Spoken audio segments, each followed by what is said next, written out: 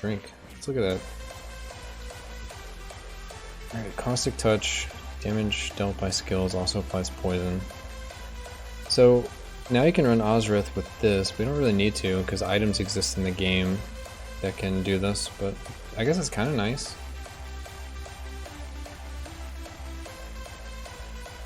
Markham's Moonshine, plus 5 damage per item in your inventory.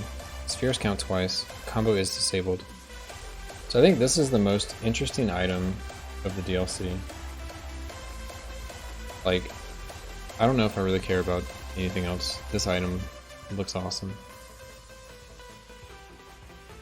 Oh, I never read this one either. You gain 1% of your current mana when scoring critical hits with skills, plus 25% skill cost. Whoa! Wow, this is actually really good. What? This is like another Elemental Bruiser. So like, super high level skill-based gameplay, you should be able to go... Let me think about all the drinks. You have to go...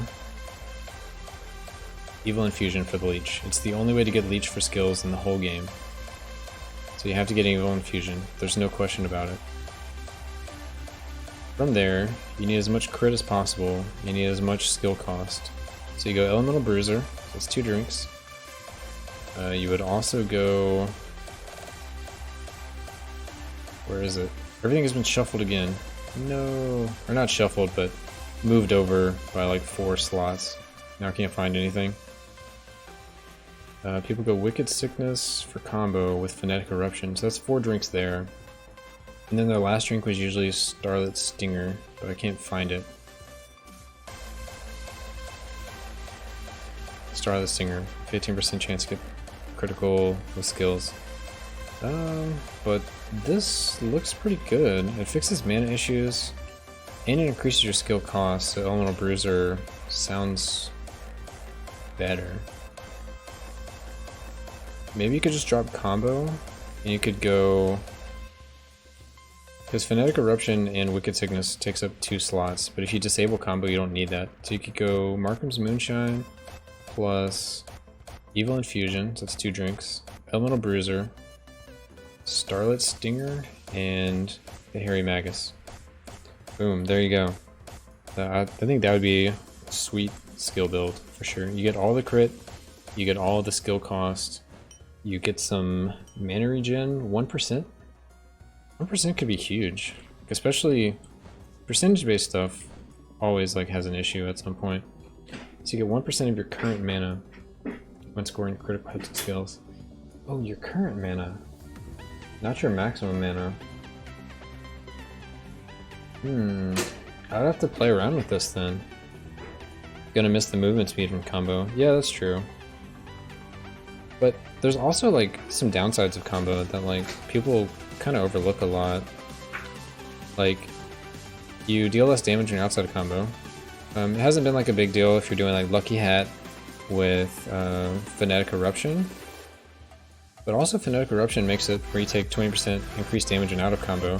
So like all the traps, when you're doing like Wizard, and you're not in combo because there's nothing to hit, you're taking 20% more damage, and you have the lowest base health in the game. You're gonna get like completely destroyed if you make a mistake in a trap.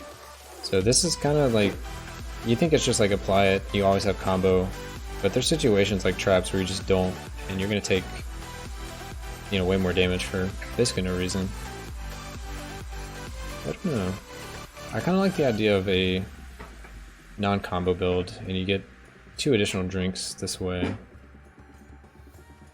I think there should be more ways to get life leech on skills. I get why there isn't. Because it's one of those things that has to be really carefully monitored. Because if there was an item like the Bloodthirst Ring that just gave you a skill leech, you would just run that on like everything, and you'd gain an extra drink slot.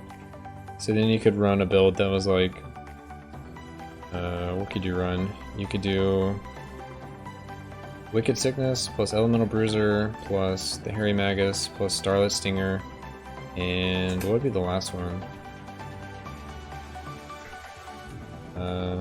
Phonetic Eruption, and you just wouldn't have to use Evil Infusion. I think Hairy Magus only works if you have a lot of mana already, otherwise this increased skill cost doesn't make up for the regen, and you waste a drink spot. Yeah, that could be true. That could definitely be true. It's one of those drinks that has a lot of potential for high NG. I don't think it's good low NG, like there's no way. But I also think Elemental Bruiser isn't good low NG. Increase skill cost, increase your damage via Wilmer though, so it's still worth it. You still have a lot of damage, but he's saying that if you spend all your mana using your skills, even if you get critical hits, since it's based off of your current mana, if you go down to 0 mana and you get critical hits, you're just gonna gain 0 mana from your crits, right? And I say 0, but maybe you have like 1% mana, so you get 1% of your 1% mana, which is basically nothing, right? So you have to have like, you basically have to math out how big does your mana pool need to be for this to be good, and how expensive can your skill be when you cast it, right? Because if you're at half mana and you cast your skill and you go down to 0 mana, it doesn't really matter how many crits you get. I mean, as you regen and you get crits after you regen, you're gonna get more and more mana as you crit. So you really have to like play with this to see how good it actually is, but it looks really good. So we just need to get the other items, don't we?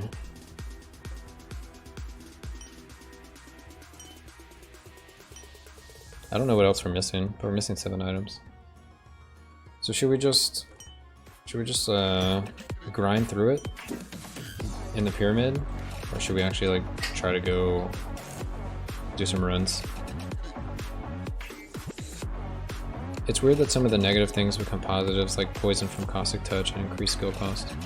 Yeah, that's what's interesting about the builds, is the builds usually find a way to like cover the weakness, but there's some stuff that is never useful. Like, what's fun about making the builds in the game is you're giving up all this opportunity cost to go down like a certain road.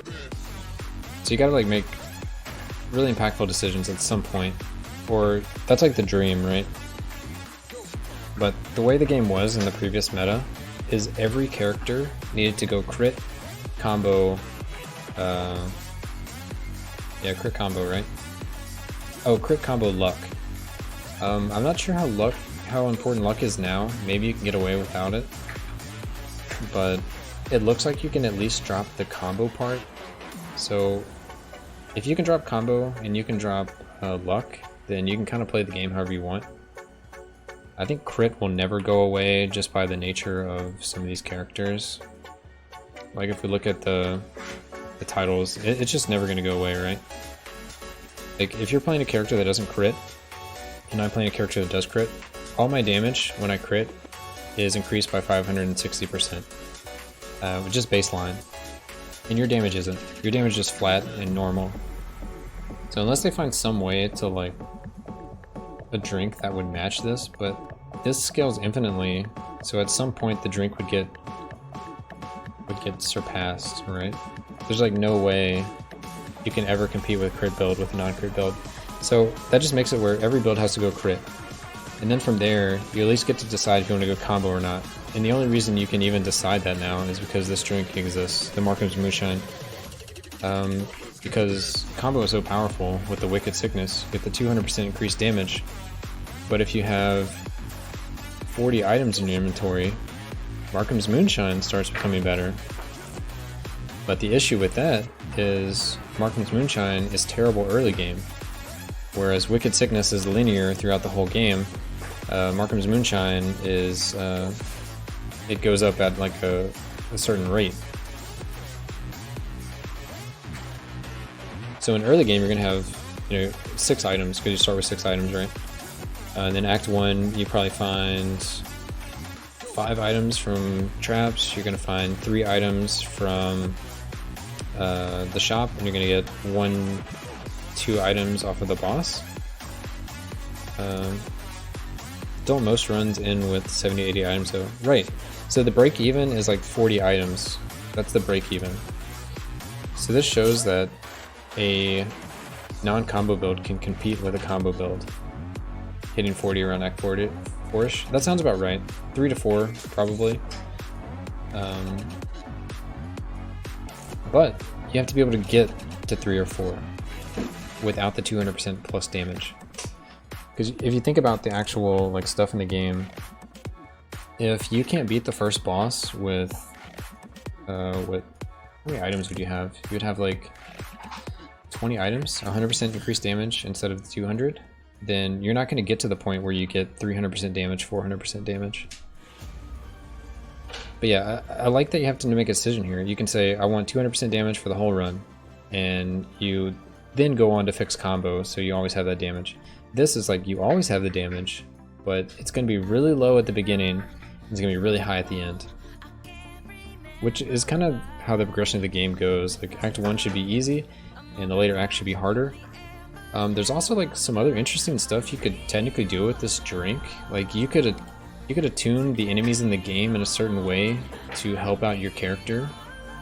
So I could just attune all of the Act 1, 2, and 3 enemies, and not attune Act 4 and 5. And eventually my damage will get high enough that like I could basically play through Act 1 through 3 as if I had the 200% increased damage anyway. And then when I get to 4 or 5, I would then hit that tipping point. So you could like make your character work in like a certain way. Like a design choice for your character. Like, this is going to be a non-combo character that excels in Act 1 and Act 2. And then somewhere in Act 3, I'm going to hit the break-even point for a combo character. And I'm going to start, you know, having as much damage or more damage than the combo character. And you don't have to sacrifice Phonetic Eruption or use Amulet of Vengeance, which is kind of nice. So, I don't know, it's something I definitely want to try out. I'm not sure how the non-combo casters will be, but the primary ones seem really good. Like, if you have enough mana regen and crit, then Harry Magus and Elemental Bruiser with the...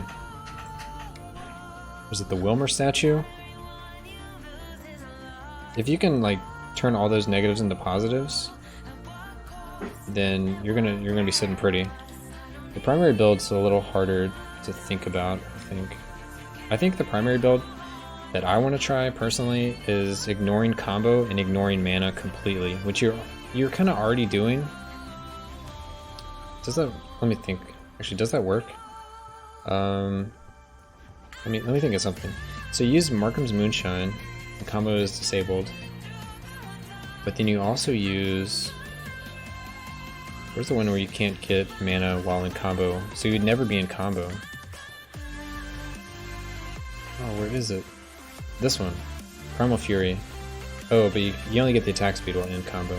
So you'd want to make a... I guess I want to try out a combo build for this then. A full combo no mana build. So you would go Phonetic Eruption to get in combo, Incendiary Demise, or you could use Amulet of Vengeance instead of the drink if we need another drink slot. So Incendiary Demise, Phonetic Eruption, Wicked Sickness, Primal Fury, and Overflowing Physique. Those 5 seem like really good together. Because before I was using Crazy Eye or Stab in the Dark, but I don't really like using Stab in the Dark, and Crazy Eye is kind of a low power level as far as like drinks go. 10% chance to score critical hits on primaries is good, but I think we can, like, at least for the Witch Hunter, we can make up with this by just casting skills every now and then. I don't know, it could maybe work. But Overflowing Physique already sucks all your mana away, so you just embrace the no mana, and you go with Primal Fury. So you go no mana, but you have plus 50% health, you have crazy attack speed, you have crazy flat damage, you do combo, and it all kind of works really well together. So I think that'll be a build. I think the non-combo spellcaster build will be a build. And what about primary Moonshine build? So Moonshine with Incendiary Demise. Probably still run Overflowing Physique for the effective health. We probably need crit though, don't we? So maybe Stab in the Dark. 4.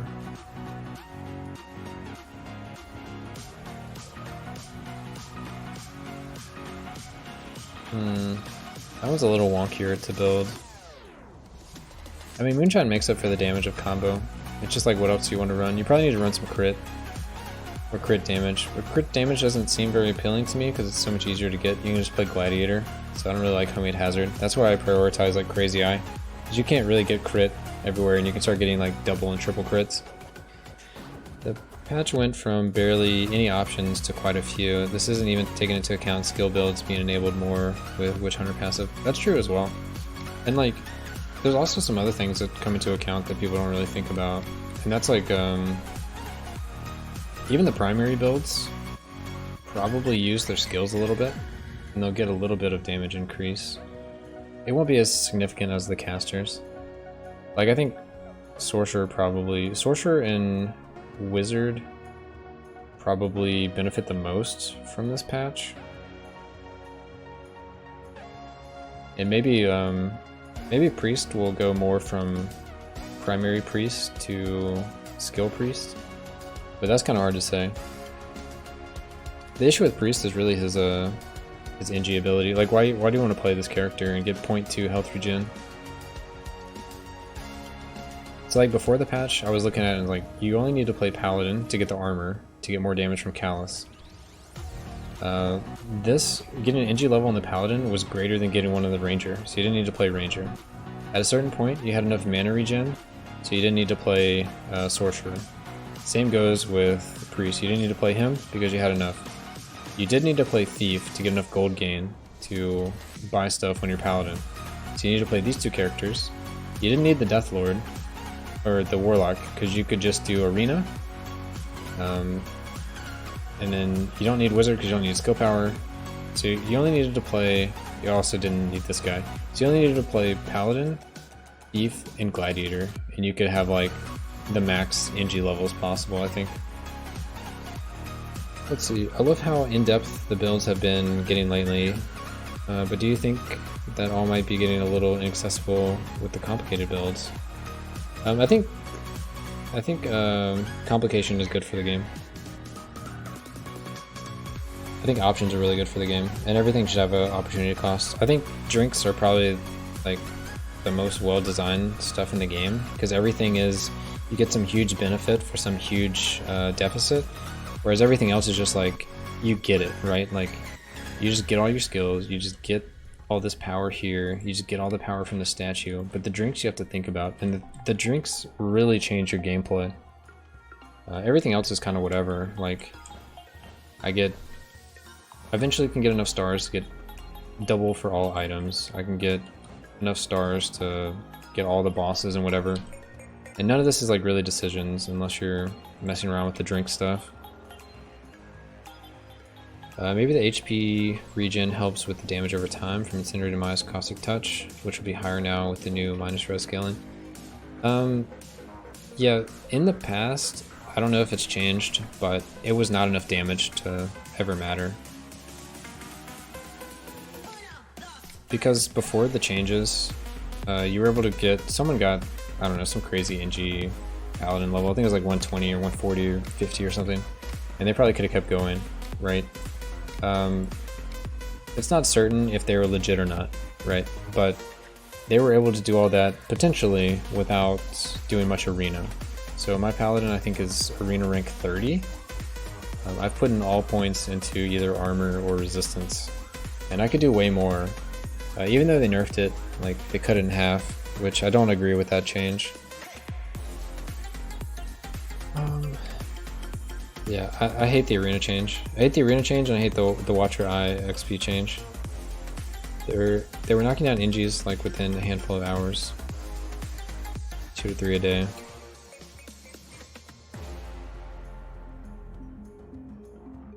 Yeah. Yeah, I agree with like the leech invalidates it. As long as you don't get one shot, you can pretty much leech through anything. That's kind of what the game got to. The game got to the point where with the scaling, you're able to survive like anything. So as long as you're able to hit something, you could leech through it. Traps are still like really deadly, and like maybe a bunch of casters in Act 5, but everything else is like whatever.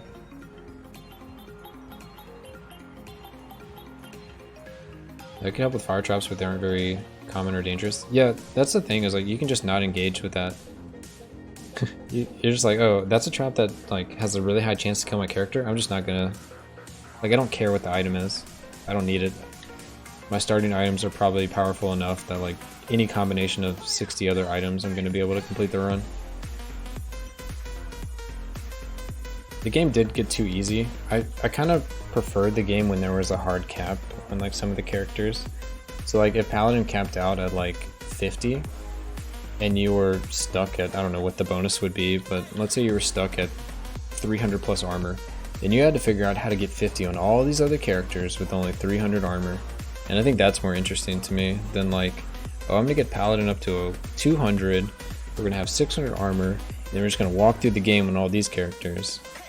And then after they're done walking through the game, we're gonna walk through the game with the Paladin some more, and then we're gonna keep doing that situation. I think caps are kind of nice. I get that it's NG, but I don't know. I mean, it's ultimately up to the developers and like what their design philosophy would be. Because it used to cap at 20, right? Or 25? I don't know, something like that. It used to cap at like 20, I think. And everyone was getting like 20 on the Paladin and the Sorcerer, and everyone else was like at 6 or something.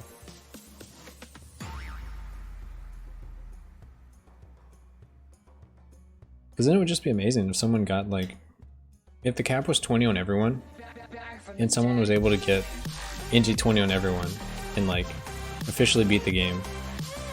It would be really cool. And then like maybe they introduce some more stuff and they increase the cap from 20 to 25. And then everyone has like this opportunity to try to get the max again. And then something new comes out and they go, you know, 25 to 30. It builds slowly over time instead of just like open-ended from the beginning. Yeah, now nothing's impressive anymore. It's not interesting. Yeah, I think they made a mistake with removing the cap. There were a few updates just increasing it until they made it infinite on a patch. I think the infinite was a mistake. I support the NG scaling change, not because I like the game getting harder, but I think it makes other classes' bonuses more relevant. Maybe that's just wishful thinking though. But like, what bonuses are relevant though, with like some of the stuff they've added? Paladin's relevant, just because he was so easy to get this much armor. Technically you could get this much armor from Arena, but the Paladin, it's so easy for him to get it. Sorcerer is mandatory because you need mana regen on everyone. Unless you're doing like the no mana primary builds, but you usually still need support skills like Smoke Bomb and Charge and Grappling Hook.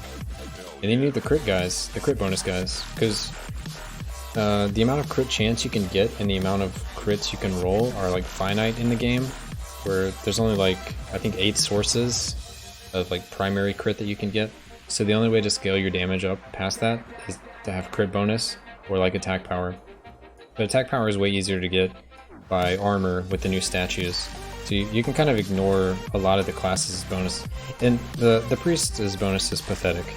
It's completely pathetic. Well, it should be more important to get warlock titles now, and I think priest will help a bit. Yeah, warlock's always been like teeter-tottering for me on worth it, especially with the arena implementation. I mean, since they changed arena, I guess it's a little more worth it. Because they essentially had it, arena takes 10 minutes to get 5 swords. 5 swords get you 5 armor, 5 resistances, because you never get anything else. Because past statue level 20, 5 armor, 5 resist is better than 5 attack power, 5 skill power. So it's not even a question. You can always farm more gold, so the gold thing doesn't really matter. You just get more damage by doing that. And eventually you get your statues to 40 and you start getting 2 attack power per 1 armor, and all that kind of stuff. So it gets to the point where those characters just don't really matter. Like the ranger's bonus and the wizard's bonus. The wizard is so hard to get NG levels 2, and his bonus just isn't worth it anymore. Oh, but yeah, what I was talking about. They used to have the arena before switches to where it took you about 8 to 10 minutes per run. Let's just say 10 minutes. And then they came out with the switches and it made the arena go to 5 minutes. So it went from 10 minutes to get 5 stats to 5 minutes to get 5 stats. And now in this most recent change, they made it to where it takes 5 minutes to get 2.5 stats, which basically made it back to what it was before switches, where it was 10 minutes for 5 stats, which is horrible, because Arena still isn't any fun. It's just now you have to do twice as many of them instead of one amount but twice as long. I don't know. It still takes you, the total amount is still the same, but you have to pay more now. Oh yeah, you have to pay more now too. Paying twice for each.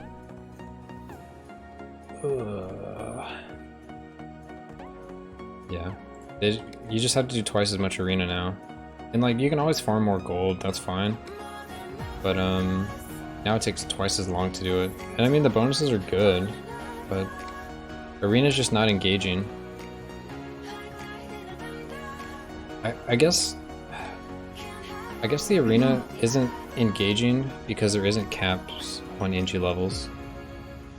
So if everyone was capped at 50, and I had to do, and it was hard, so I had to do Arena level 250 to have a chance at getting my Paladin to 50. And then I would have to do it on all my other characters, and I could slowly, like, through all these different mechanisms, I could slowly get all my characters to NG 50. Like, I think statues should have caps, I think characters should have NG caps, and I think Arena should have caps.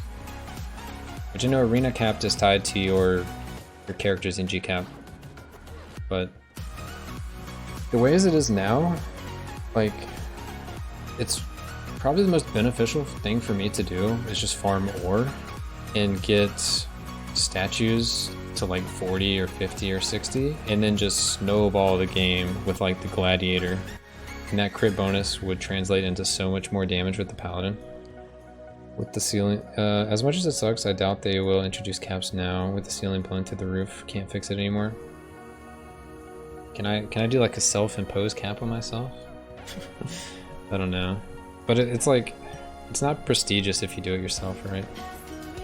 Like, I could say, alright, I'm gonna start a new account, and I can't go past statue level 20, I can't go past statue or arena level 100, and I can't go past NG level 20. Can I get everyone to NG 20? I could do that myself, but it's not really like, I don't know, there's something like nice about everyone having that challenge at the same time.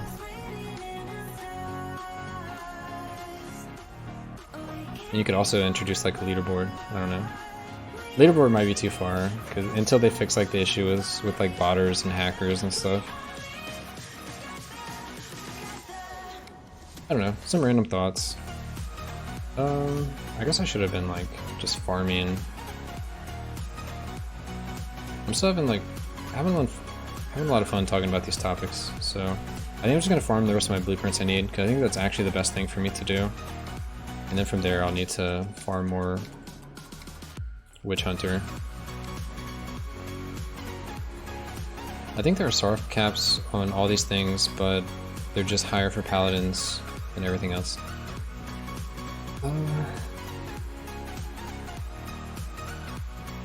I guess I agree in some way that there's soft caps. Like, if you just look at all of these, there's a soft cap between these two characters directly, where, and the soft cap is statue level 20. These become equal, and it's easier for the paladin to do it, so paladin becomes better than ranger. One of these will always be better than the other, but this one gives you armor, and it gives you attack power with the statue. Maybe the statue needs to be nerfed to make ranger, like, better again. The same issue exists between the warlock and the wizard. You need to pick one or the other. These two can never be replaced. Thief can never be replaced. And sorcerer can never be replaced. But sorcerer has a soft cap like you're talking about, to where once you're regenerating enough mana for like your amount of attack speed, like the highest maximum amount of attack speed possible in the game, or maybe I should say skill speed in the game, and if you're regenerating that amount per second, then you can never run out of mana, then that's like a soft cap on this guy.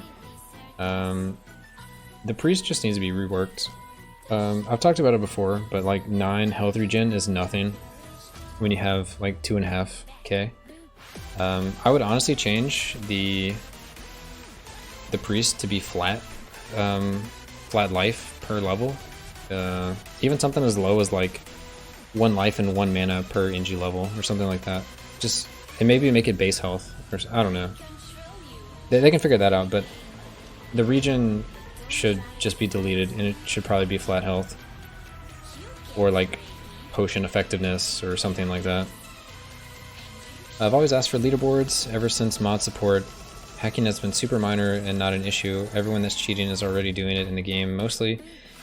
And with a mood tag on the profile, a mod tag on the profile, can be easily not to include the leaderboard. Yeah, the leaderboard should be unmodded solo play, I think. And then unmodded duos and trios and quattros.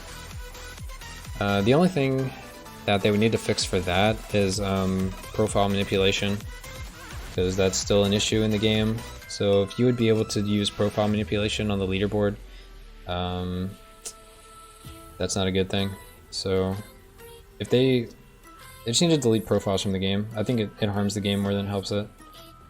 If you want another profile, you should have to download a mod, I think, because profile manipulation is another thing that ruins the integrity of the game. Easier to do fast runs on paladins to farm gold, or easier to ignore damage buffs if you don't have to kill enemies. Yeah, for sure. You just don't get XP, which is the only issue with paladin, is it's really hard to keep his level up. Do you think the changes on the Greater Sphere of Regen could make a good build?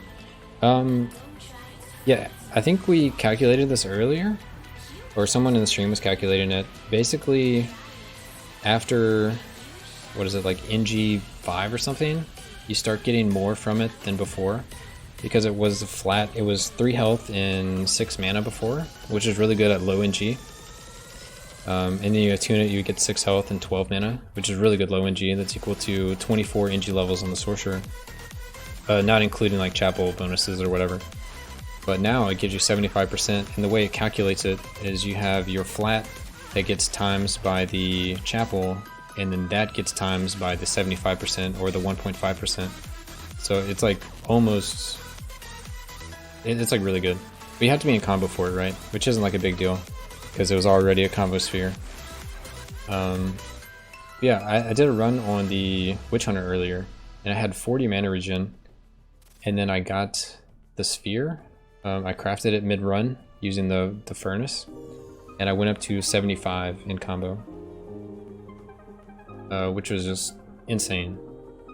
So yeah, I think it's really good. I don't know if you'll ever start with it on a character, unless you're doing like low-level NGs, like NG5 plus. But if you find it, or if you can craft it at the Magic Furnace, then it's probably like one of the top ones you could craft at the Magic Furnace for like Sorcerer. I wouldn't say Wizard, because you really don't cast many skills as a Wizard until you get really high, and then your only damage is like your Meteor. So if it's for